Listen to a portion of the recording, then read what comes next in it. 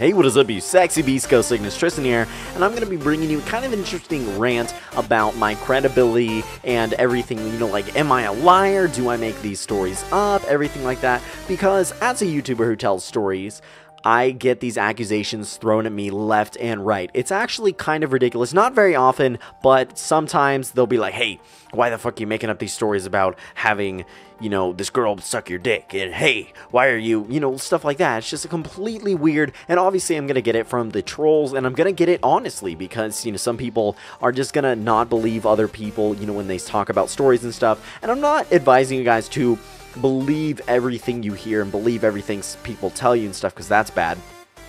But I wanted to tell you guys that, you know, yes, some storytellers on YouTube do lie. I've seen it myself. I've heard stories that are completely outlandish, make no fucking sense. They just paint the person as a complete god and just, you know, everything like that. But I'm going to get into why my stories don't really do that, and it's going to be really, really interesting. So, in my opinion, so I'm going to get right into it.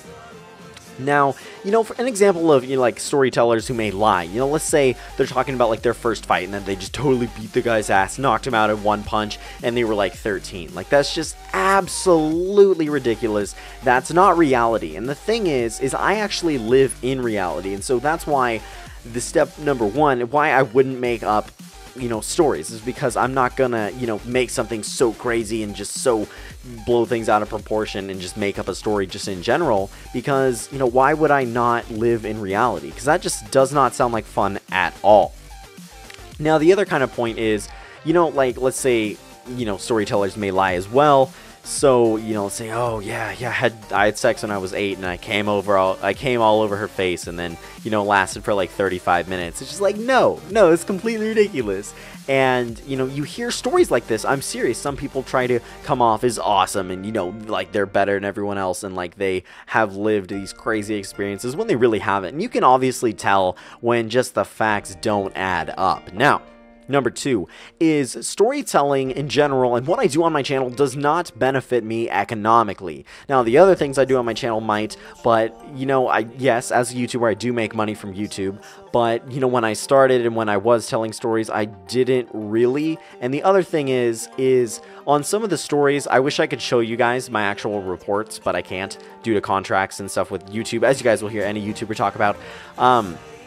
With, you know, like the sex stories and things that have gotten a lot of views, is like, oh my god, why haven't you made so much money from that? Is, you know, because they're sex related, they really don't make that much money. It's interesting if you guys actually do YouTube and get paid by YouTube, videos you make with sexual kind of things in them don't really get that many ads, and it makes a lot of sense because YouTube isn't a porn site. So anyway, yeah, it doesn't really benefit me economically, so I'm not doing this for the money or whatever. And the third point is I provide too much detail to make it a fake story, right? If you're thinking of a story, you're thinking of every little detail that you would have to do. 1, it's a lot of work, and 2, you would definitely have some things that just don't add up. And I don't believe that I have those in my story, in my stories or whatever, like kind of any discrepancies. But yeah, you know, I just believe I provide too much detail, you know, about what she was wearing and just, you know, what happened basically, and just entirely the same thing. So yeah, it's way too much detail, because I remember all these weird details for some reason, all these random things. I wanted to get into a new series idea at the end of this, and so yeah. Also, point number 4 is that I embarrass myself. Not only are these stories, you know, down to earth, but they're not really that beneficial to me, like, mentally. It's like, oh my god, I had this experience. So I'm gonna relay over the blowjob story right here. There was literally, like, no pleasure there. Yes, I was with a female, but that doesn't make me just instantly. So I mean, yeah, so that didn't happen, and I was pretty disappointed. She was pretty disappointed. So eventually, I'm just like, hey, you know, we should just kind of stop. And she's like, what? Why? You're not done yet? And I'm just like, just don't worry about it. We should just go. So she gets up, she's like, what? And I hug her. The dick's still out at this point. I thought it was pretty funny. And then so I put it away, and then I'm just kind of like, yeah.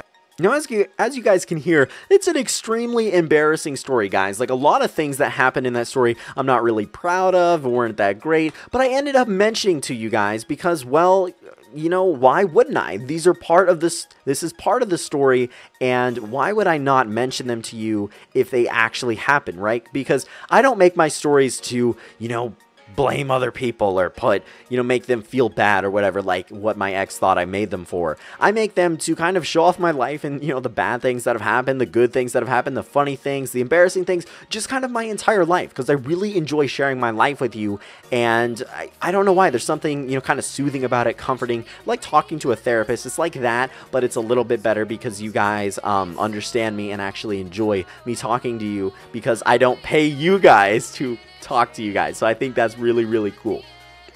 Now, I also value trust more than anything. Like, I don't like when people lie to me. I don't like, it depends on what they're lying about, but I don't like when they're like, I've said like way too many times, and guys, but I don't enjoy when people try to, make up things, or also when people tell bullshit stories in real life, or whatever they're trying to do to make themselves sound awesome and like their lives are perfect, because they're not. Mine's not perfect either, and you guys will hear that on my channel. It's not. I mean, I have a great life, but it's not perfect by any means. I've been through some shit.